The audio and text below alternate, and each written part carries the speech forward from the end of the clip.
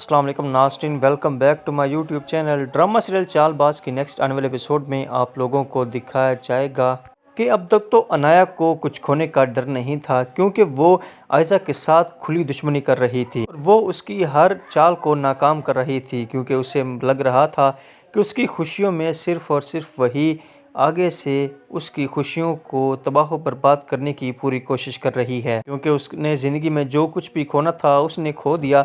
अब उसके पास खोने के लिए कुछ भी नहीं है। उधर शायान, जिसे वो भूल चुकी थी, अब वो रूहान से मोहब्बत करने लगी है, लेकिन शायान उसकी ज़िंदगी में वापस तब आएगा जब वो रूहान से मोहब्बत करने लग जाएगी और वो उससे इम्प्रेस हो जाएगी, क्योंकि रूहान एक ना एक दिन तो उसके दिल में अपनी जगह बना ही लेगा। इसके बाद अनाया रूहान को कभी भी खोना नहीं चाहेगी, बल्कि उसी का हमसफ़र बनकर रहेगी। और अब शायान उन दोनों के दरमियान आकर खड़ा हो जाएगा और अब ये अनाया की सबसे बड़ी कमज़ोरी बन जाएगी। और अब आयशा उसकी कमज़ोरी का फ़ायदा उठाएगी, क्योंकि आयशा को पहले ही पता है कि किस तरह से दूसरों की कमज़ोरी को यूज़ करके उनके खिलाफ सबूत बनाकर उनके सामने चाल चली जानी चाहिए।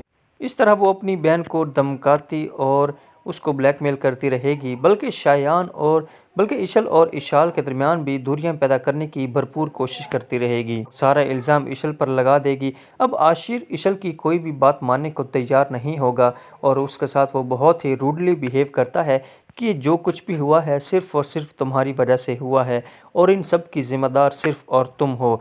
ये देखकर अब अनाया बहुत ही ज़्यादा गुस्से में कहती है कि ये सब कुछ जो कुछ भी हो रहा है ये सिर्फ़ और सिर्फ आयशा बाजी कर रही हैं और इन सब के पीछे सिर्फ़ और सिर्फ उन्हीं का हाथ है और वो इस घर का सुकून तबाह बर्बाद कर देना चाहती हैं। ये सब कुछ आप आने वाले एपिसोड में देखने जा रहे हैं।